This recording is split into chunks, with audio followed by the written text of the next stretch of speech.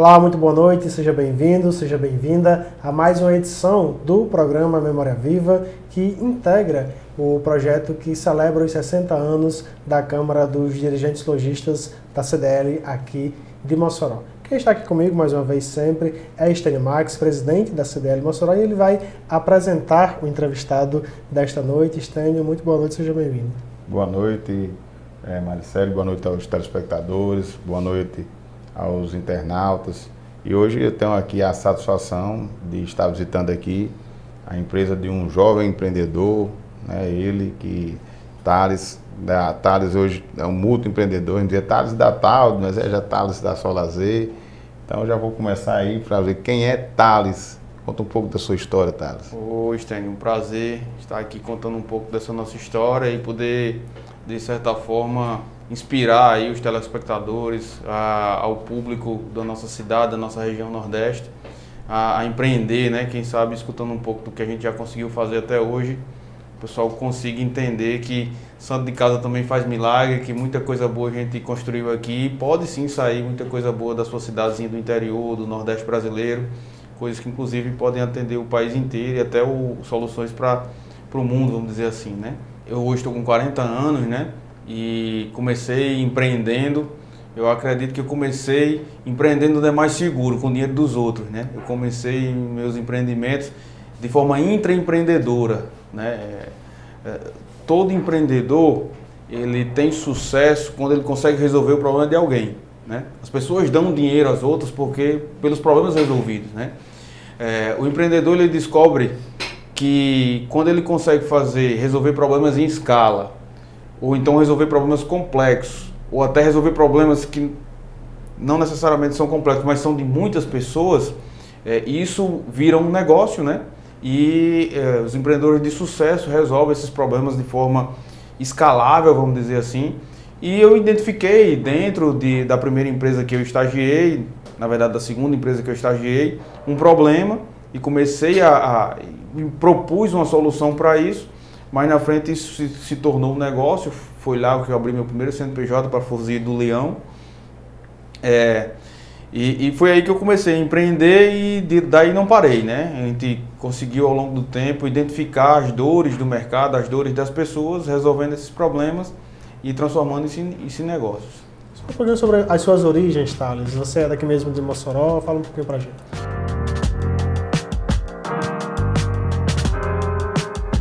Isso, eu nasci em Mossoró, certo?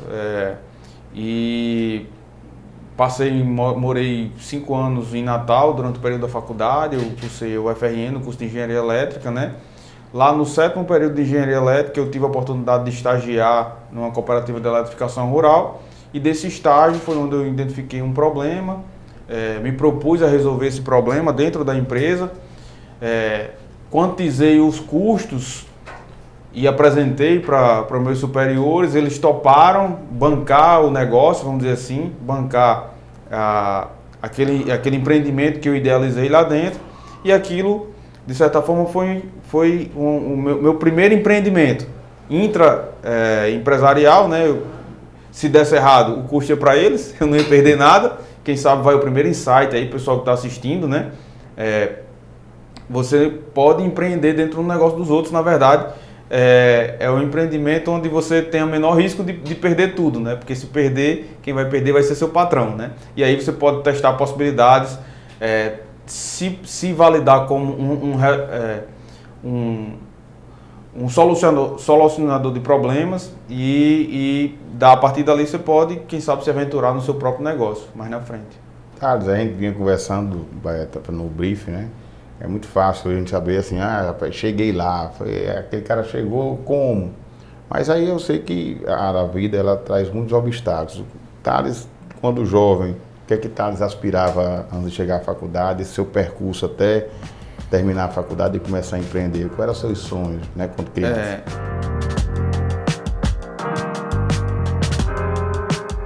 É muito romântico você chegar e dizer lá atrás, eu vou ser isso, vou ser aquilo. Quando você é muito jovem, você não sabe exatamente como vai ser sua vida adulta. Você tem uma vaga noção do que pode ou não dar certo, do que as outras pessoas fizeram e tal.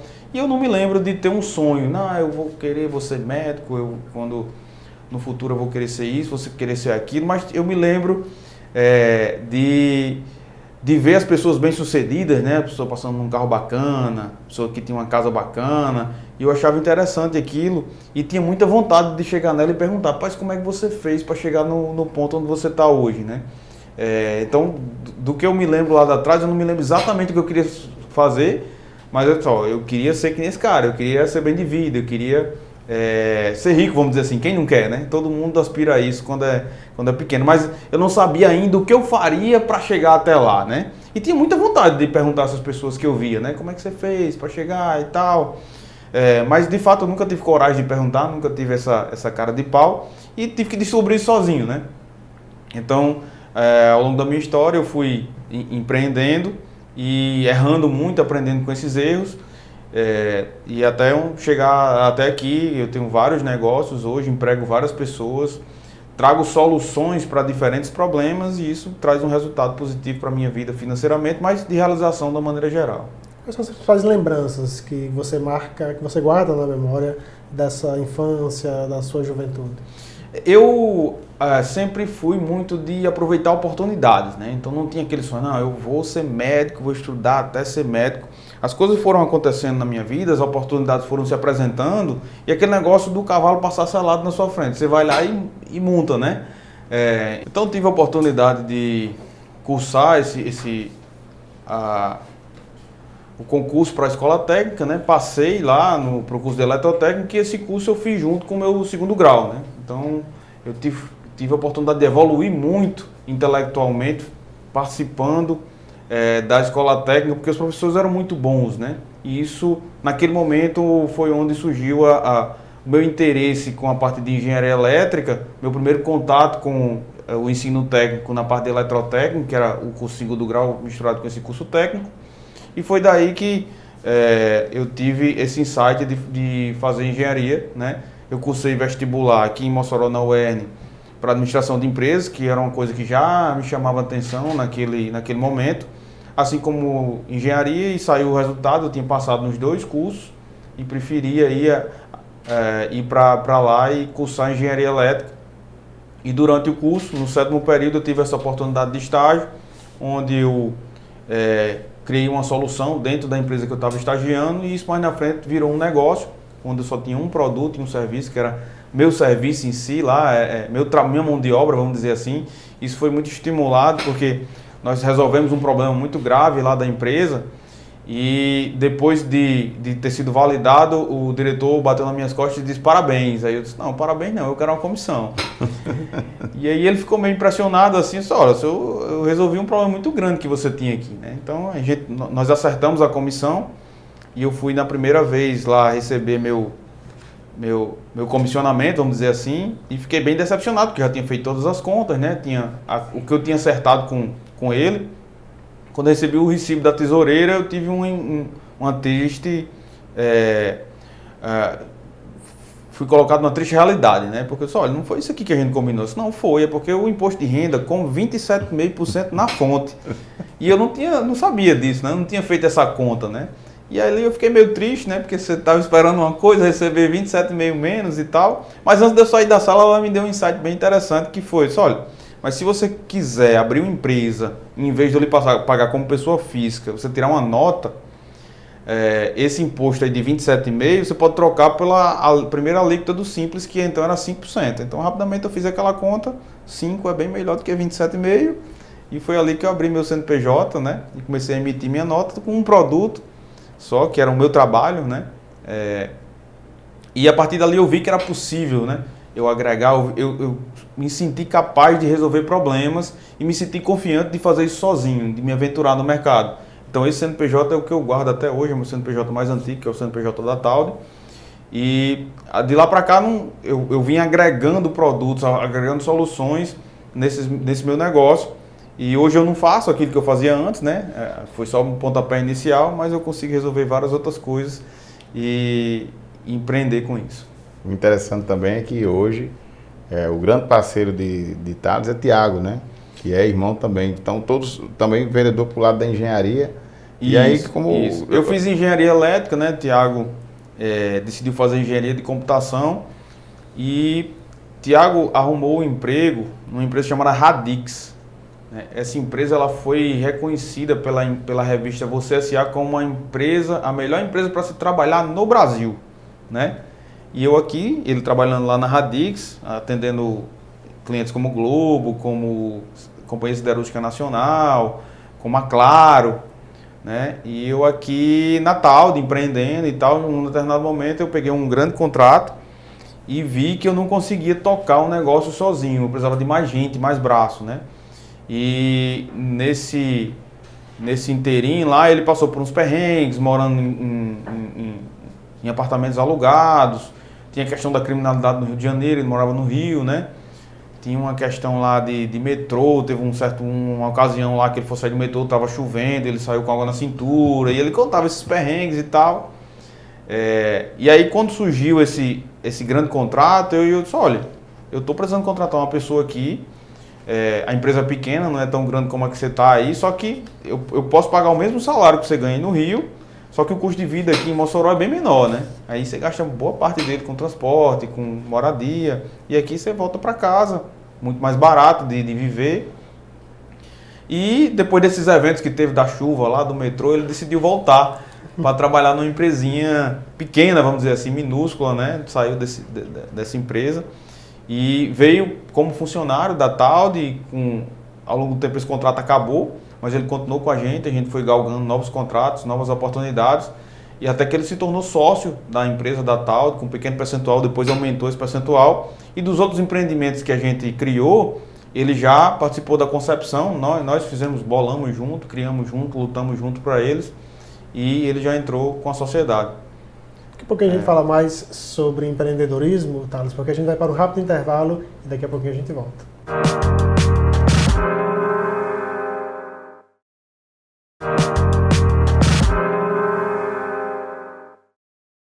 Estamos de volta com o Memória Viva de hoje, entrevistando, homenageando também Thales Silvano, Thales da Talde. E aí eu começo perguntando, Thales, como é que a Talde surgiu? Você falava no blog anterior um pouquinho sobre esse surgimento, durante a faculdade. Vamos lá, né?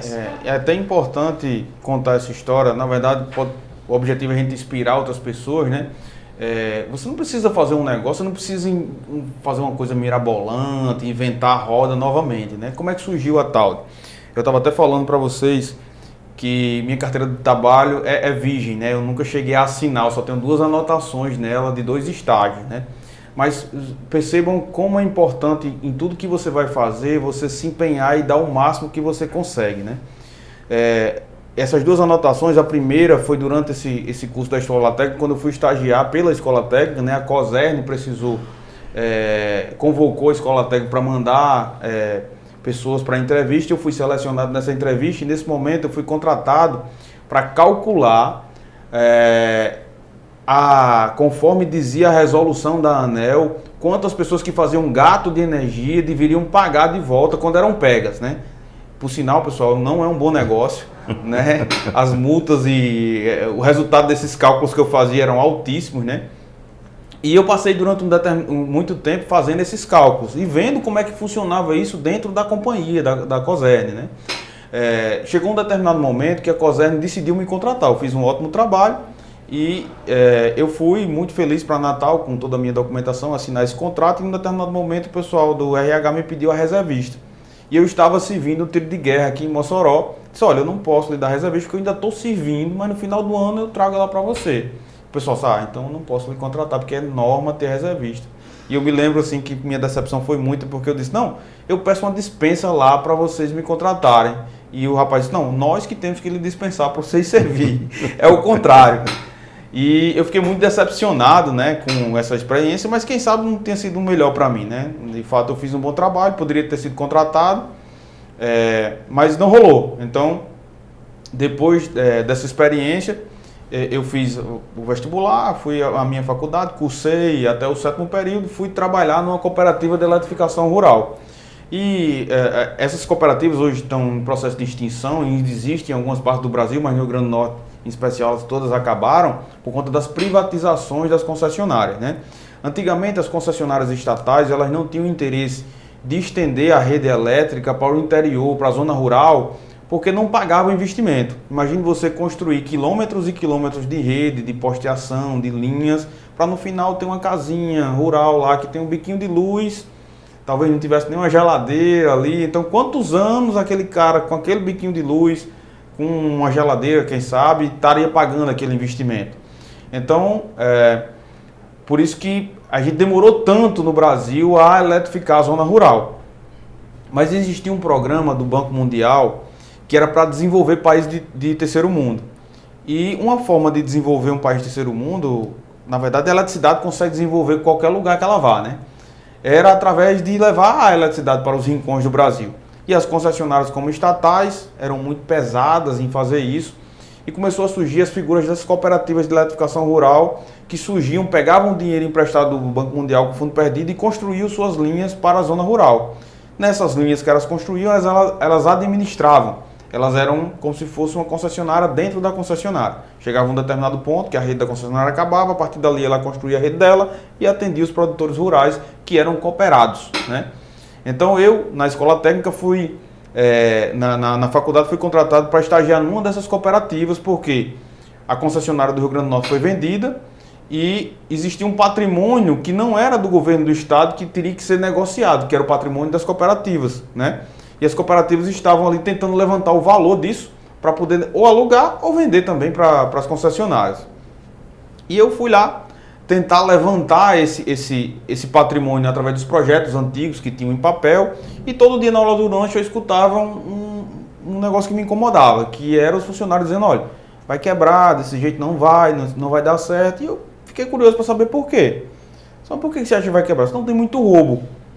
Aí nesse momento eu me lembrei do primeiro estágio que eu fiz, que eu estagiei em outra empresa que sabia resolver esse problema, né? E deu um estalo que eu disse: olha, eu sei resolver esse problema, eu vi como é que fazia lá. Então veja que eu não inventei a roda, eu apenas copiei uma coisa que eu vi lá, só que eu agi. Eu tive a proatividade de identificar, quantizar que tamanho era esse buraco desse problema, né? E eu pedi uma reunião com a diretoria da cooperativa, né? Eu estagiário, o gerente perguntou mais ou menos o que era, eu informei e tal. Então consegui a reunião com os diretores e fui lá e fiz a apresentação, e eu consegui a atenção dele quando eu mostrei os dados, porque a gente tinha quanto a gente pagava para a Cosern, quanto a gente pagava em quilowatts, que tinha um medidor de fronteira, quando parava a rede da Cosern e começava a rede da cooperativa, e eu somei o consumo de todos os consumidores que a gente conseguia cobrar. Então essa diferença em energia, em quilowatts, dava 20%, 25% em os piores casos. E eles não conseguiam perceber que tinha um problema, porque eles compravam tão barato na concessionária e vendiam com um gap tão alto, que em dinheiro não dava prejuízo. Faltava faturar 25% de energia, mas a gente recebia mais dinheiro do que pagava. E eles não conseguiam enxergar esse problema. Quando eu mostrei os números, né, que a gente, embora estivesse recebendo mais dinheiro do que estivesse pagando, a gente não estava conseguindo medir uma boa parte disso, e isso poderia ser muito bem furtos, né? E a gente acreditava que era furtos. Eles ficaram preocupados, né? E aí surgiu, você veja que não existia uma demanda, mas eu criei uma demanda. Num determinado momento, quando a Apple criou o iPad, ninguém sabia que precisava de um iPad, mas precisou alguém lá lhe apresentar aquele produto para você entender que você pagaria por aquilo. E eu cheguei para eles e apresentei, e eles ficaram: e agora, como é que resolve? Aí eu mostrei: ó, resolve assim, tem que criar um setor, tem que contratar umas pessoas, tem que comprar uns equipamentos para fazer inspeções. Quando acontecer de a gente identificar um problema, tem que tratar ele dessa forma. Isso muito copiado pelo que eu já tinha visto na concessionária. Mas eu tive o discernimento de arquitetar esse plano e mostrar ele de uma forma lógica para eles, né? E chegou um momento dessa reunião que eles me perguntaram: e quanto custa? Eu já tinha feito todo o levantamento de quanto custava, que tinha que comprar uns veículos, uns equipamentos, já tinha pedido a cotação dos equipamentos. Eu me lembro que no período eu pedi um investimento de R$98 mil, né? Quase 20 anos atrás era muito, hoje em dia ainda é muito dinheiro, né? E eu estagiário pedindo essa quantia lá. Foi ousado, né? Foi no mínimo atrevido, né? E então, no final dessa reunião, eu um diretor olhou para o outro e disse, você que inventou o negócio, agora vamos liberar o investimento, compra os troços, treina o povo e bota para funcionar. Então eu saí, entrei estagiário, saí chefe, né? Porque eu já saí de lá empoderado para fazer a entrevista com o pessoal e contratar, né? E assim eu fiz.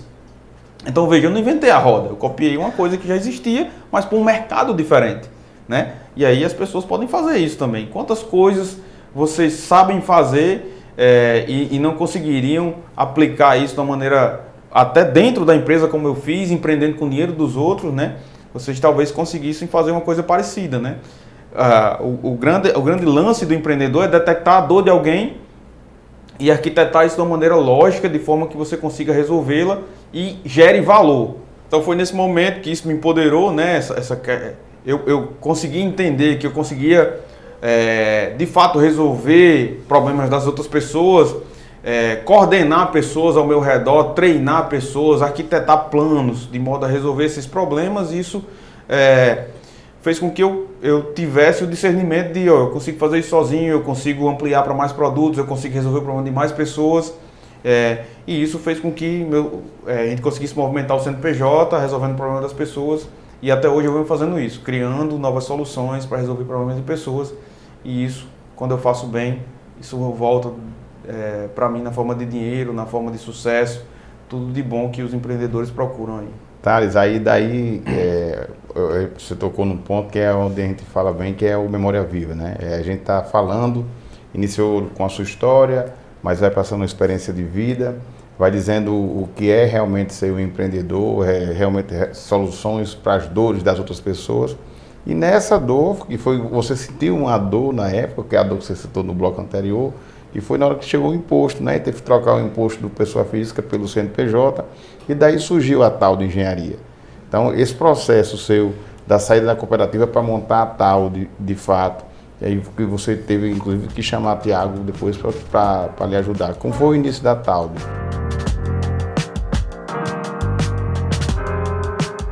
Isso. Quando eu criei o CNPJ, eu só tinha um produto e um serviço, né? Então eu só tinha essa cooperativa como cliente e era a única coisa que eu conseguia vender naquele momento na minha cabeça. Então eu me perguntei, a quem mais eu consigo atender com essa minha solução? No momento eu estava atendendo a Serpal, que é a cooperativa da região de Natal, região metropolitana de Natal, atendia Parnamirim e tudo. E tem outras cooperativas dessa no estado? Tinha a cooperativa do Vale do Açu, tinha a cooperativa de Marizal, tinha a cooperativa de Pau dos Ferros. Então eu fui tentar vender o mesmo serviço para elas. É a mesma coisa para clientes diferentes, né?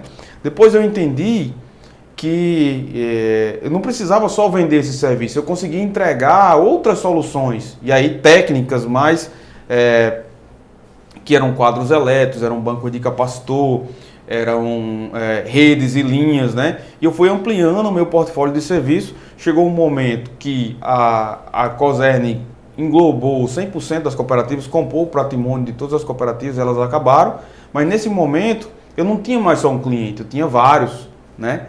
E não tinha só aquele produto, eu tinha muitos outros. E o negócio continuou andando, mesmo eu tendo perdido esse meu principal e primeiro cliente.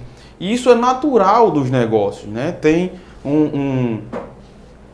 uma metodologia que o Sebrae, na verdade eu vi isso no Sebrae, eu não sei de quem é essa metodologia, que é os ciclos de produto.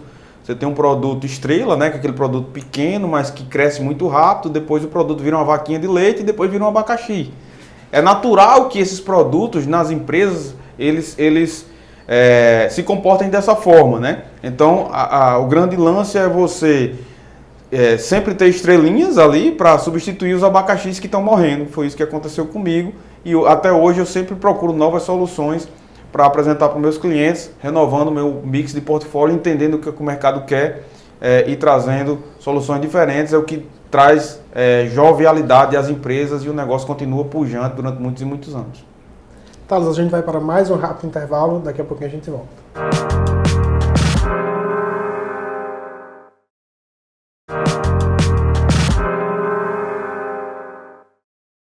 Estamos de volta com a Memória Viva de hoje. O nosso entrevistado é Thales Silvano, da Talde. A gente falava sobre a Talde no bloco anterior, Talde que vem expandindo seus negócios, né, ao longo dos anos. Eu queria que você falasse um pouquinho sobre esse processo de expansão, como é que ele teve início também. A construtora, a Talde, sempre cresceu, né? A gente tem, se eu olhar hoje para trás, eu não sei como vai ser para frente, que a gente não tem como prever, mas o faturamento sempre cresceu de forma rampada, né? Mas em alguns anos, esse crescimento, ele meio que virava um platô, aí, e eu identifiquei que esses platôs apareciam nos momentos de crise, né? Porque a Talde tem como principais clientes a pessoa jurídica, né? Eram investimentos que esses empresários faziam, e no momento de crise, a primeira coisa que o empresário faz é segurar o investimento. Não, deixa eu ver o que é que vai acontecer, se as coisas vão melhorar, não vou fazer esse investimento agora. E eu ficava naquele sentimento de que, de certa forma, podia sair do controle, né? Porque aquela crise ela podia evoluir para uma depressão, e aquele negócio que era um platô, ele podia afundar. Por mais que eu procurasse produtos novos e tal, eu decidi diversificar, e aí é um momento, às vezes é um ponto de inflexão na vida do empreendedor. Você decide focar, e eu concordo que tem que ter foco nas coisas, mas em mercados onde existe essa ameaça externa, né? E existe todo um processo de você analisar oportunidades e ameaças, mas as ameaças às vezes você não consegue controlar, isso pode ser um princípio de ruína, né? Então eu decidi diversificar um pouco meus negócios. Foi quando a gente decidiu empreender em outro ramo que não tem nada a ver, né? E no começo eu escutei uma coisa que grudou na minha mente, né? Que o empresário falava: você mexe com isso, vai mexer com aquilo, não tem nada a ver. E o cara disse: rapaz, meu ramo é o sucesso. Ou porque eu estou fazendo isso hoje, não significa que eu vou fazer amanhã, né? Na verdade, acho que eu escutei de Fábio Augusto, né? Uma empresa, ela tem 3 fins possíveis, né? Ou ser vendida, ou ser herdada, ou quebrar, né? Então, se você... até hoje eu também não consegui identificar outro rumo para a empresa, né? Então, em um determinado momento ele foi questionado nisso. Ele tinha uma escola de inglês e foi empreender, criou um clube de futebol. Não tem nada a ver uma coisa com outra, né? E ele disse: rapaz, meu ramo é o sucesso. Porque eu estou fazendo uma coisa agora, não significa que eu consigo fazer outra coisa depois, né? E, assim, o que torna o empreendedor de sucesso é você conseguir resolver o problema das pessoas. Você pode conseguir fazer isso. Chega um momento que você entende a mecânica do negócio e você se identifica capaz de empreender e enveredar por outras áreas, porque você entende que o que você tem que entregar é a resolução de problema para o cliente, os produtos são diferentes, a forma de fazer é diferente, mas no final das contas é resolver o problema de alguém, né? Então, eu decidi enveredar por outra área, né? Diversificar meus negócios. Nós abrimos o primeiro cemitério parque de Mossoró, junto com ele um plano funerário, né? O plano funerário que mais cresce no Rio Grande do Norte, porque eu não queria estar exposto 100% ao risco da economia. Eu queria um negócio que tivesse uma barreira de entrada muito grande. Pra você ter uma ideia, nós trabalhamos durante 5 anos para colocar o empreendimento em pé, por causa da licença, por causa do tempo de construção. Então eu via que mesmo que uma pessoa tentasse virar minha concorrente, ela demora muito tempo, né, para botar o empreendimento de pé. Coisa que na construtora isso não acontece. De vez em quando aparece um concorrente novo, mais um tempinho ele morre, só que nasce outro. E a barreira de entrada para a construtora é muito baixa, né? Então eu procurei nesse novo empreendimento barreiras de entrada maiores, uma forma de receita recorrente, tanto o cemitério como o plano funerário tem produtos de receita recorrente, né? E uma forma de diversificar, de modo que se desse errado numa área, dificilmente daria nas duas ao mesmo tempo, né? Então nós empreendemos aí nesse sentido. O empreendimento está funcionando. Hoje nós temos orgulho de entregar a Mossoró um serviço de excelência, né? Essa dor surgiu quando a gente, na verdade, inicialmente eu não identifiquei como dor, só que quando eu fui para um evento, para um sepultamento de alguém, nos empreendimentos que a gente já tinha na cidade, devido à questão de limpeza, devido à questão de acessibilidade, né? Era muito difícil chegar no lugar onde se enterrava a pessoa, você ia se sujando no caminho, ter que pisar em cima de outros jazigos. Eu disse: será possível que não tem uma forma de resolver isso aqui? E no momento não deu estalo em mim. Mas tempos depois, eu recebi a visita de um corretor de imóveis me oferecendo um terreno. E nesse pitch de venda, né, nessa tentativa de vender o terreno, ele disse: sabe o que é que dá certo lá? Um cemitério. Aí deu curto-circuito aqui na cabeça, né? Eu liguei com a dor que eu senti lá atrás e disse, pode ser um bom negócio. E aí eu comecei a estudar o processo, fiz várias visitas no país, eu visitei junto com o Tiago, que a gente, nesse caso desse empreendimento a gente criou junto, né? Nós visitamos em torno de 28 empreendimentos no Brasil afora. E eu sempre fazia uma viagem com a família, com a esposa, e sempre tinha a visitinha nos cemitérios, né? Eles inclusive nem gostavam, você vai sair para passear, vai visitar cemitério, né?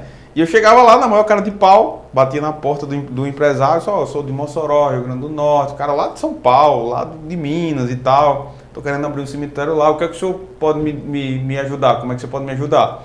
E ali eu bati um papinho de 1 ou 2 horas, e esses papinhos que eu tive me adiantaram muitos problemas, muitos erros que eu poderia ter no começo do negócio. Tá voltando agora para a Talde, né? Isso. A Talde, ela foi crescendo, começou naquela brincadeira do CNPJ, brincadeira séria inclusive, mas vocês foram também inovadores em Mossoró. Vocês foram um dos pioneiros na energia renovável, né? A energia fotovoltaica, e posteriormente vocês lançaram um aplicativo que eu sou usuário dele, sou fã dele, onde eu vou, inclusive estive no Rio agora apresentando e já conhecia, está com share no mercado. Fala um pouco aí de energias renováveis aí para essa turma que está vendo agora o programa. Então, a Talde, ao longo do tempo, a gente se consolidou como uma empreiteira de infraestrutura elétrica, né? A gente é especializado em montar redes, linhas de distribuição, subestações. E a partir de 2012, no Brasil, foi possível o consumidor normal, o consumidor residencial, o pequeno, a pequena empresa, a pequena e média empresa, gerar sua própria energia, né? Essa tecnologia ela não é nova, ela surgiu há mais de 30 anos atrás, só que no Brasil ela não era tão difundida, porque aquela energia que você gerasse e não consumisse instantaneamente, antes de 2012, você só tinha 2 alternativas, ou perder ou tentar armazenar em baterias, que tem ainda uma limitação muito grande, porque chega um ponto que ela enche, não cabe mais, e chega um ponto que quando você encheu e está usando, ela acaba e deixa você na mão. E a vida útil das baterias de chumbo ácido, né, que a gente usa no nosso carro, que era o que a gente tinha até então de tecnologia, era muito pequena. A bateria de chumbo ácido dá 5.000 ciclos, né? Então é um produto volumoso, caro, tem um limite superior, tem um limite inferior. E isso deixava os projetos não tão atrativos, né? A partir de 2012, a ANEEL implementou a possibilidade do consumidor ser também um gerador de energia, né? Ele se transformou no que o mercado chama hoje de prosumidor, né? E a gente copiou no Brasil uma coisa que já existe na Austrália, que já existe na Alemanha, que já existe em outros países, né? Que é uma tecnologia chamada net metering. Quando você gera energia e não precisa de consumir naquela hora toda a energia que você gera, essa energia excedente é injetada na rede. Logicamente, o medidor passa a medir não só o que entra, mas também o que sai, né? E essa energia injetada, depois que saiu, que foi registrada na rede, é consumida por alguém ali perto, né? E isso gera um crédito para aquele gerador consumir no futuro. Esse futuro pode ser um futuro imediato, tipo solar só gera de dia, né? O futuro imediato é à noite, então você pode gerar de dia e consumir à noite. Mas a nossa legislação hoje permite um futuro até estendido, né? Os créditos hoje de energia pela a nossa regra atual podem ser consumidos até 5 anos depois, naquela unidade que gerou e em outras unidades dentro da área de concessão da mesma concessionária, né? Isso expandiu o mercado de uma maneira muito grande. Aconteceu em 2012 no Brasil. Na sequência, os bancos criaram linhas de financiamento desses sistemas, não necessariamente precisa ser solar, mas o solar se difundiu muito mais fortemente do que as outras fontes, eólica, biomassa, porque a vida útil é muito grande e a manutenção é muito pequena. Quando juntou a possibilidade de se gerar energia com um agente financiador, com o custo elevado da energia que nós temos no Brasil, isso trouxe muita atratividade para esse tipo de investimento e o mercado aqueceu de maneira geral e nós vimos isso como uma oportunidade lá atrás, quando pouca gente vendia isso, né? E começamos a desenvolver esse novo produto, colocar ele debaixo do braço, desenvolver, criar uma metodologia de vendas e hoje a gente tem a satisfação de ser a maior implementadora de projetos fotovoltaicos do Rio Grande do Norte, de uma maneira geral. Daqui a pouco a gente fala mais sobre esse ponto, porque a gente vai para um rápido intervalo, voltamos em instantes.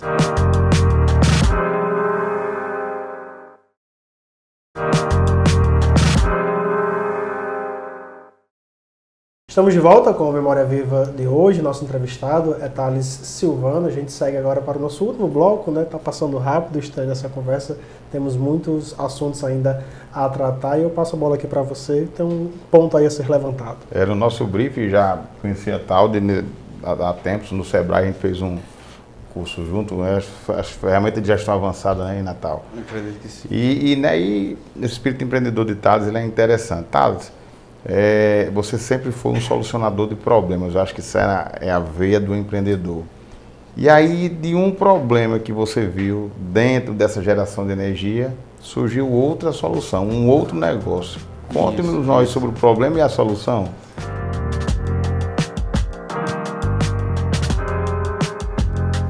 A gente começou a vender esses sistemas de energia solar e teve um sucesso relevante em relação a eles, né? E a carteira de clientes atendidos começou a crescer de uma maneira muito rápida, né?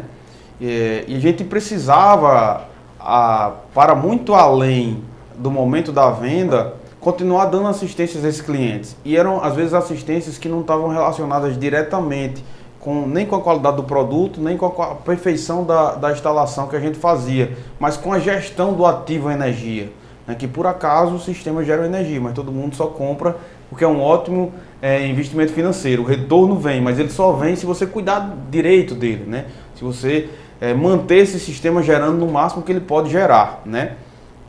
E os clientes, ao longo do tempo, mesmo quando acabava a garantia, continuavam nos consultando, pedindo para que a gente continuasse acompanhando os sistemas ao longo do tempo, né? E nós vimos que não dava para embutir no custo da venda, no preço de venda, uma assistência durante toda a vida útil do equipamento, que é estimado em 25 anos, né?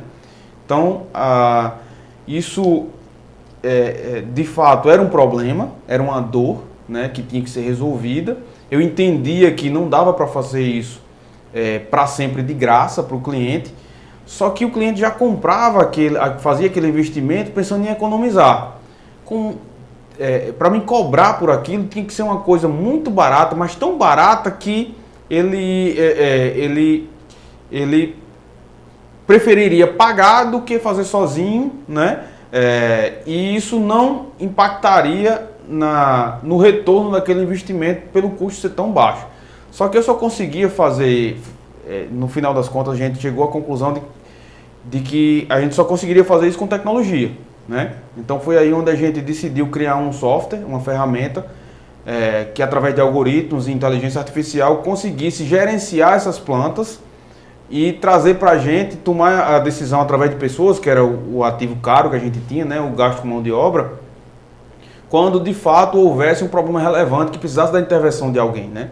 E nós criamos o que a gente chamou de MVP, que é mínimo produto viável, para atender a Talde, e ficou muito bom.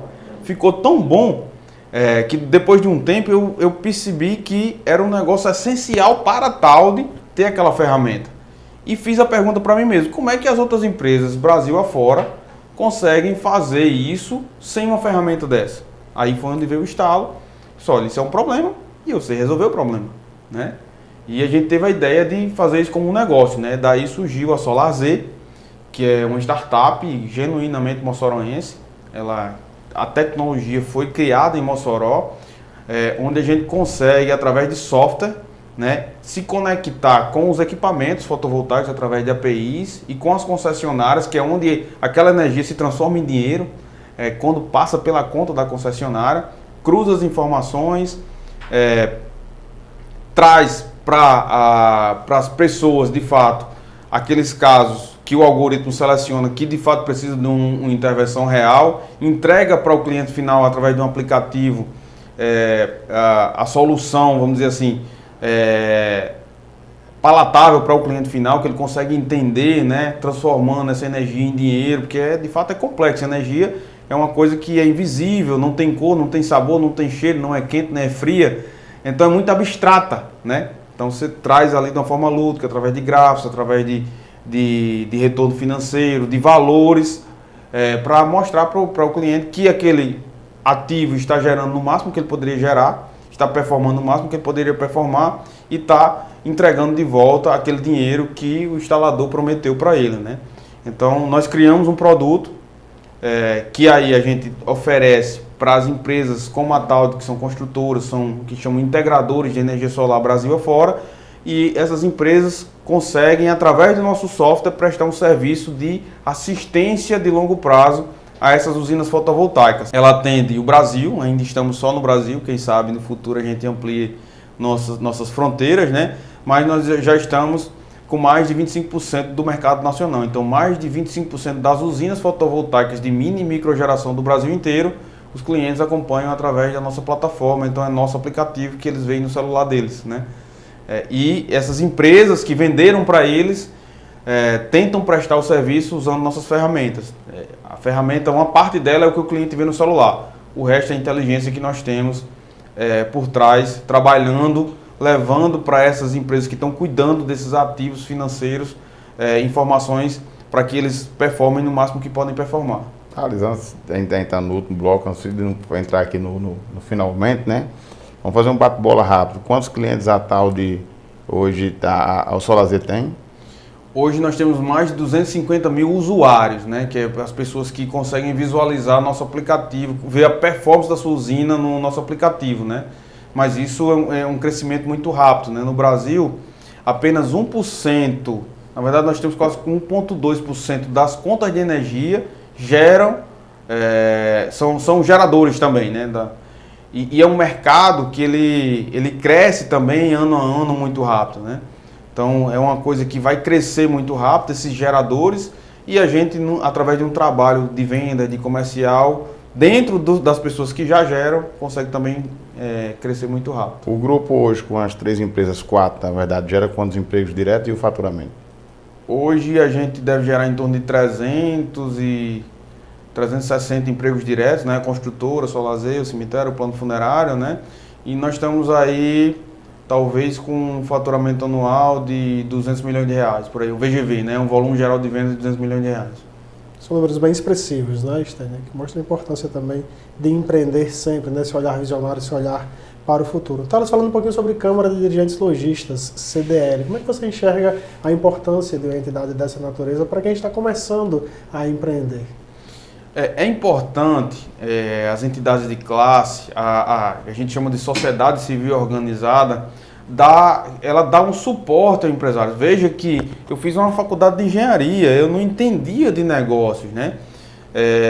Então, eu tentei me aproximar do Sebrae, eu tentei me aproximar do caso da entidade que é mais próxima de mim, que é o Sinduscom, uma parceria muito forte da CDL, né? E o empresário, por exemplo, que é lojista, tendo esse apoio da Câmara, tendo uma entidade que consiga ali intermediar com os outros stakeholders do mercado, assuntos importantes, que, por exemplo, Mossoró, nós temos uma campanha anual que é o Aquece Mossoró, que tem uma participação muito forte da CDL, e isso fomenta o mercado, mas voltando para o que você me perguntou, do empresário, o início de carreira, de formação do negócio, geralmente compõem a CDL, compõem as entidades, os maiores empresários daquela região. Então ali é onde ele vai poder se espelhar em boas práticas, nessas reuniões dos filiados da CDL, ele poder conviver com essas pessoas, fazer perguntas, né? Fazer o que eu fiz lá atrás. Então eu viajei o Brasil perguntando a outros empresários do ramo que eu queria, dicas, mas na CDL o cara pode ser o lojista de um ramo e você ser lojista de outro ramo, e você ter a oportunidade de conversar com alguém naquela cidade, trocar uma ideia, trocar uma experiência, né? Então isso eu acho muito enriquecedor, é um papel que faz engrandecedor do empresariado local, o executado pela CDL regional.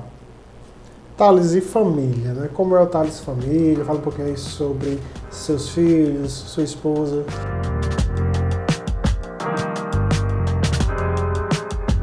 Cara, eu sou pai de 3, né? Sou pai do Davi, do Matheus e do Luiz Felipe, esposo da Virgínia, né? E essa estrutura é quem talvez meu porto seguro, né? Muitas vezes eu saio de casa de 5 da manhã, chego em casa tarde da noite, deixo as crianças dormindo, chega, elas estão dormindo de novo, né? Mas ela tá lá me apoiando e sabe que a gente tá lutando por um propósito maior, né? Pela qualidade de vida da nossa família, tá lutando para manter os empregos hoje, que a gente tem orgulho de dizer que ajuda a essas famílias que estão trabalhando nos nossos empreendimentos, né? Thales, para finalizar aqui, como é que Thales vê a Talde ou os empreendimentos daqui a uns 5 a 10 anos? Eu tinha, inclusive, esses dias eu estava conversando com o meu sócio que a gente tem que mudar a visão da empresa, porque a gente escreveu um negócio lá atrás que a gente já atingiu, né? Hoje, modéstia à parte, a gente é reconhecido como uma das principais empresas no segmento, né? E era o que a gente tinha escrito como visão. Tem que escrever outra, né? Que é tipo meta, você vai chegar naquela, aí você tem que estabelecer uma maior. Mas assim, eu sou muito satisfeito com o tamanho do negócio que a gente já tem. Eu sou consciente que o negócio da Talde não é escalável como é o negócio da Solazer, que é uma startup, né? É um negócio onde a gente consegue atender muito mais clientes sem ampliar a estrutura na mesma proporção, né? Software assim, da maneira geral. Mas a gente está enveredando agora por projetos mais complexos, né? Nós temos uma parceria muito forte com a Chesf, são projetos de alta complexidade, e aí eu estou tentando um pouco de ampliar essa barreira de entrada de concorrentes. Então, como é de alta complexidade, exige equipamento, exige equipe mais treinada, exige um planejamento, são obras de longo prazo, né? A gente está tentando aí mais uma vez se diferenciar, trazer soluções novas, resolver problemas diferentes que a gente está sentindo que o mercado tem. Eu quero agradecer a Thales, muito bom. Quando o assunto é bom, passa rápido o tempo. Agradecer, Thales, e espero que você tenha sucesso. Em 15 anos a Talde fez o que fez, em 10 ela vai dar muito trabalho ainda para você e para os concorrentes.